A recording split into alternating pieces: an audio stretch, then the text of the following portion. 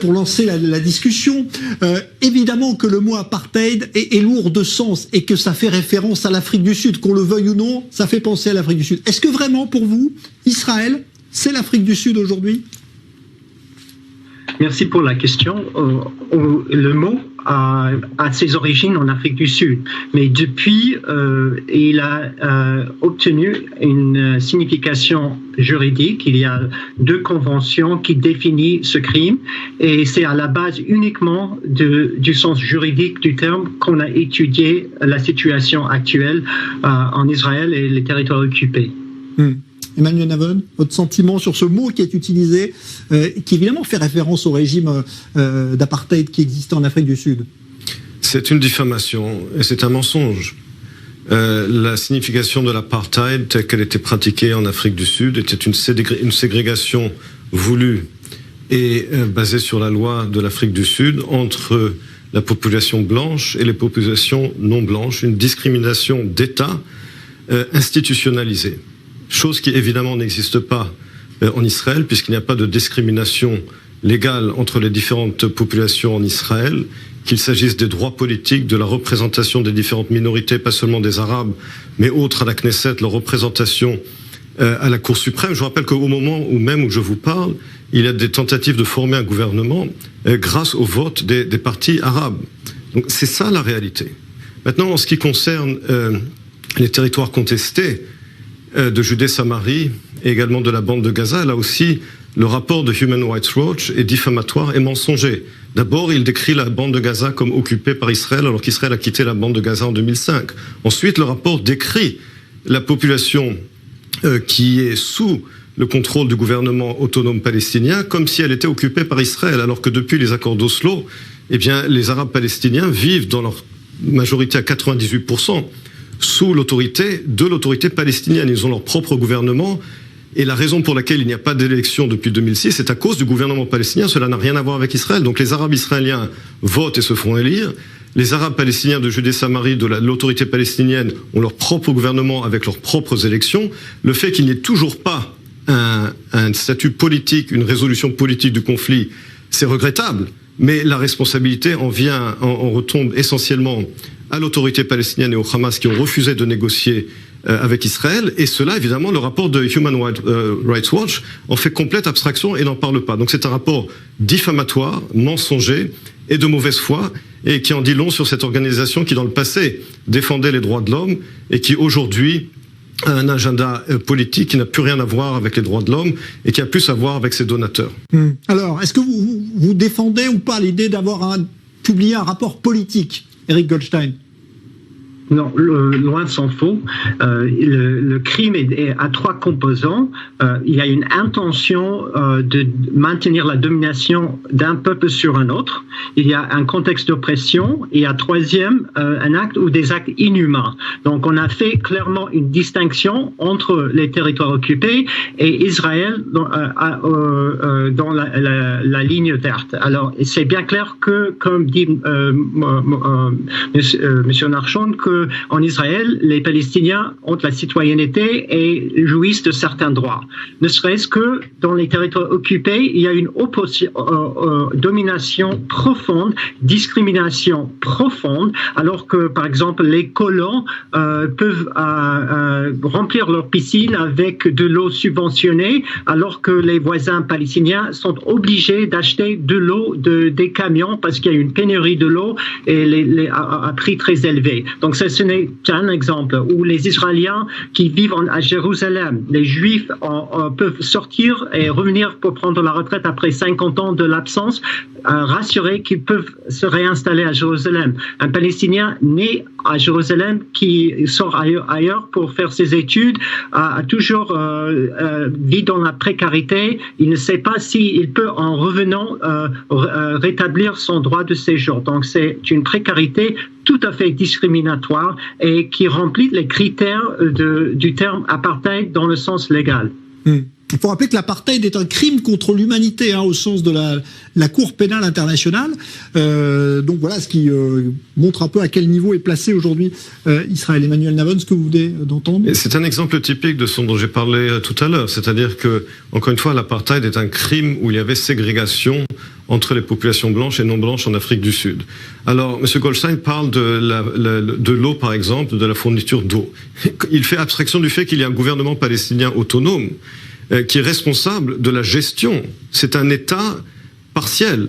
Il y a une autorité palestinienne, il y a un gouvernement palestinien, il y a un parlement palestinien. C'est lui qui gère la population palestinienne. Cela, le rapport de Human Rights Watch en fait complète abstraction. Et en fourniture d'eau, eh bien, cela est la responsabilité de l'autorité palestinienne dans les zones A et B. Ça n'est pas la responsabilité d'Israël. La même autorité palestinienne, qui, entre parenthèses, se plaint de ne pas avoir de moyens, par exemple, pour certaines infrastructures, dont les infrastructures en eau, mais qui a les moyens, en revanche, de payer des salaires pour les familles des terroristes, d'encourager les actes terroristes contre les Juifs, et qui a une législation qui punit de la peine de mort les Arabes palestiniens qui vendent des terres et des biens immobiliers à des Juifs. Ça, c'est de l'apartheid. Empêcher la vente de biens et de terres uniquement à une population, eh bien oui, il y a un apartheid institutionnalisé au sein de l'autorité palestinienne, dont la législation, et j'insiste bien, la législation, comme en Afrique du Sud, est dirigée contre les Juifs, elle est discriminatoire contre les Juifs, et elle punit de la peine de mort les Arabes palestiniens qui vendent des terres et des biens immobiliers à des Juifs. C'est ça l'apartheid. Eric Goldstein. Je peux répondre. Oui, l'autorité palestinienne existe, mais n'exerce pas pleinement de la responsabilité sur la vie des Palestiniens. C'est encore toujours les autorités militaires israéliennes qui a la majeure partie de contrôle sur les résidents de la Cisjordanie et surtout dans la zone C où se trouvent les colonies, et les Palestiniens là-bas ne sont pas sous l'autorité palestinienne. C'est Mekorot, l'unité israélienne de l'eau.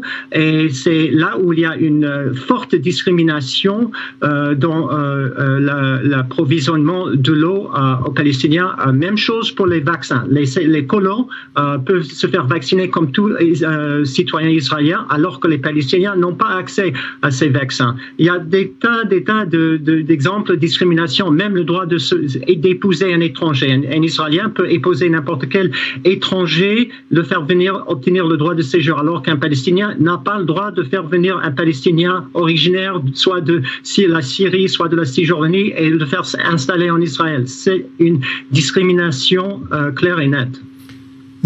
Tout cela est complètement faux. D'ailleurs, vous remarquerez que M. Goldstein lui-même s'est corrigé en disant oui, je parlais des zones C. Parce qu'il voulait nous faire oublier que dans les zones A et B, où vivent 98% de la population palestinienne, c'est le gouvernement palestinien. Mais la zone C, c'est entre 1 et 2% de la population palestinienne. Donc c'est de la mauvaise foi. C'est de la mauvaise foi. Ensuite, en ce qui concerne, il a parlé, par exemple, des vaccins. Là aussi, un pur mensonge. C'est le gouvernement palestinien qui est responsable de la vaccination, c'est pas le gouvernement israélien. En ce qui concerne le mariage, là aussi c'est faux. C'est complètement inexact. Les Israéliens ne peuvent pas faire venir qui ils veulent. Il a parlé de la Syrie. Mais évidemment, même un Israélien ne peut pas se marier avec quelqu'un qui vient de Syrie. C'est un pays ennemi. Est-ce que vous connaissez un autre pays où on a le droit de se marier et de faire venir quelqu'un d'un pays ennemi? Nous sommes en guerre avec la Syrie. La Syrie est un État défaillant. Et comment voulez-vous qu'Israël accepte de faire venir des Syriens en Israël? Et dans l'autorité palestinienne, c'est l'autorité du gouvernement palestinien. Et dans la zone C, encore une fois, qui est sous l'autorité toujours d'Israël, en l'absence d'un accord final entre Israël et l'autorité palestinienne, c'est moins de 2% de la population palestinienne. Donc on voit bien, encore une fois, un mélange de mauvaise foi, une manipulation des faits et de purs mensonges. C'est ça le rapport de Human Rights Watch. Je voudrais revenir, Eric Goldstein, sur quand même le fait que vous assimiliez les Arabes vivant en Israël, ayant la citoyenneté israélienne, à des citoyens de seconde zone. Quels exemples vous pouvez nous donner montrant qu'en Israël, à l'intérieur, je parle cette fois des frontières reconnues d'Israël, il y ait de l'apartheid envers les Arabes israéliens qui ont le droit de vote, par exemple, on le disait tout à l'heure? Il y a une forte discrimination en Israël, mais qui est nettement inférieure à la discrimination subie par les Palestiniens vivant dans les territoires occupés. Par exemple, la discrimination flagrante de le fournissement dans l'éducation, le système d'éducation. Les écoles juives sont nettement supérieures aux écoles palestiniennes. Et deuxième, le droit d'épouser un étranger, comme je disais, et j'insiste, ce sont les Palestiniens qui cherchent à épouser les Palestiniens qui sont interdits de faire venir quelqu'un de l'étranger. C'est carrément interdit par la loi. Troisième chose, les Bédouins qui vivent dans le Negev, qui n'ont pas la possibilité d'établir une présence légale et qui sont toujours vivent dans la précarité, de voir leur maison démolie à plusieurs reprises, alors que toute la terre là est aménagée pour installer des Juifs. Et donc ça aussi, c'est un système de discrimination. Emmanuel Navon. De nouveau, que des mensonges. Vous prenez par exemple les Bédouins du sud d'Israël, qui contrairement aux Bédouins des pays voisins, je vous rappelle qu'avec l'établissement des États-nations au Proche-Orient après la Première Guerre mondiale, les Bédouins, qui sont une population évidemment nomade, se sont retrouvés bloqués en Égypte, en Israël, en Jordanie, etc. Les Bédouins, la population bédouine d'Israël du Negev a cru de façon exponentielle depuis 1948, et il y a des constructions illégales de cette population. Nous sommes un État de droit, ce n'est pas le Far West. Imaginez si en France ou aux États-Unis, des gens construisaient n'importe où dans la nature. C'est ça qui est illégal. Et les Bédouins veulent présenter cela comme une expropriation de leurs terres lorsque l'État ne leur permet pas de construire en plein milieu d'un champ, en plein milieu d'une route. Il faut bien comprendre que dans le Negev en Israël, c'est le Far West. Et au contraire, Israël est le seul pays de la région qui a construit des villes entières pour les Bédouins, la ville de Rahat. Et je vous rappelle également qu'il y a eu des décisions de la Cour suprême. Là aussi, M. Goldstein n'en parle pas parce que c'est ça la vérité. Ils veulent tellement diffamer Israël qu'ils présentent la construction illégale, je dis bien illégale, dans le Negev comme un droit. Mais ce n'est pas un droit, nous sommes un État de droit. Je vous rappelle que la Cour suprême en 2008, en l'an 2000, dans la décision Kaadan, a bien dit que les Arabes israéliens, les minorités non juives d'Israël avaient le droit d'acheter des terres et des maisons partout en Israël, même dans des villages juifs créés par le Keren Kayemet l'Israël. En revanche, la même Cour suprême avait décidé en 1989, dans l'arrêt Avitan, que des Juifs n'avaient pas le droit d'acheter des terres et des maisons dans un village bédouin. Donc si discrimination il y a, elle est pour les Bédouins, il y a une discrimination positive pour les Bédouins et contre les Juifs, puisque comme je l'ai dit, 2 arrêts de la Cour suprême, un qui permet à un Bédouin, aux Arabes d'acheter des terres et des maisons dans un village juif, mais un arrêt de la Cour suprême qui interdit à un Juif d'acheter une maison dans un village bédouin. C'est ça la réalité, c'est ça que le rapport diffamatoire et mensonger de Human Rights Watch ne dit pas. Un dernier mot très court, Eric Goldstein, je vais vous libérer parce que vous êtes attendu sur la chaîne anglaise i24 News, mais juste un mot, qu'est-ce que vous espérez comme suite à ce rapport? Vous voulez quoi? Qu'il y ait un procès contre Israël? Vous voulez quoi? Non, principalement, c'est de changer le paradigme. Le paradigme dominant, c'est que le processus de paix et l'objectif est de faire disparaître les droits de l'homme. Et ce n'est pas un procès qui a abouti pendant 30 ans depuis l'accord d'Oslo, alors que la situation de droits de l'homme ne cesse de dégrader. Donc, il faut recentrer les droits de l'homme, quel que soit votre rêve de paix, que ce soit 2 États, un État, confédération. Il faut mettre au centre des choses la situation telle qu'elle est et qui se décrit comme un système d'apartheid. Merci en tout cas d'avoir accepté de témoigner. Toujours Jean-Charles. Merci Eric Goldstein, je vous libère. Il parle de droits de l'homme et ne parle pas des droits de l'homme. Évidemment, le seul pays de la région dans lequel il parle des droits de l'homme, c'est la seule démocratie de la région. Ni en Syrie, ni en Irak, ni en Iran. Il parle de droits de l'homme au Proche-Orient. Il ne pense qu'à Israël. C'est ça, encore une fois, ce dont je parle. C'est ça, Human Rights Watch. Merci encore, Eric Goldstein, d'avoir été. Un dernier mot, Emmanuel Navon, avant de vous libérer, vous aussi, parce que qu'est-ce que risque Israël avec un tel rapport? Est-ce que ça peut avoir une suite juridique? Parce que c'est ça qu'on se demande finalement. Quelle sera la retombée de ce rapport? Non, il n'y aura pas de retombée. C'est ce que souhaite évidemment Human Rights Watch, souhaite finalement, c'est exactement, ils reprennent la propagande soviétique des années 70.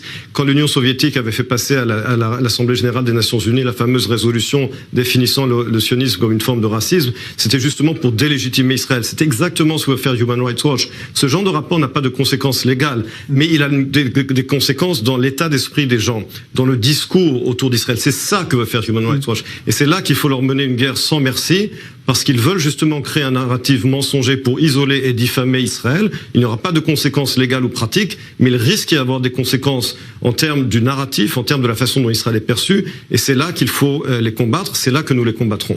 Merci beaucoup Emmanuel Navod, donc professeur de relations internationales à l'Université de Tel Aviv, qui était donc avec Eric Goldstein en débat, le directeur du département Moyen-Orient Afrique du Nord pour Human Rights Watch.